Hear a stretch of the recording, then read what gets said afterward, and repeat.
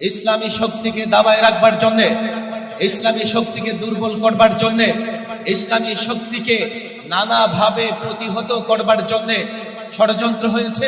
কখনো ইসলামী শক্তিকে মৌলবাদী বলা হয়েছে, কখনো ইসলামী শক্তিকে জঙ্গিবাদী বলা হয়েছে, কখনো ইসলামী শক্তিকে রাজাকার বলে ট্যাগ লাগানো হয়েছে।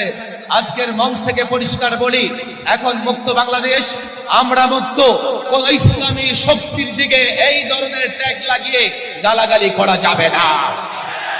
যদি বকতে মন চায়, বকাঝকা করতে মন চায়, নানা শব্দ উচ্চারণ করে বকাঝকা করেন। আলোচনা করে বলি, যে দল, যে সংগঠন কোন ইসলামী শক্তিকে রাজাকার বলবে, কোন ইসলামী শক্তিকে সাম্প্রদায়িক শক্তি বলবে, কোন ইসলামী শক্তিকে মৌলবাদী বলবে, আমরা ধরে নেব তারা ইসলামের দুশমন, ইসলামের শত্রু।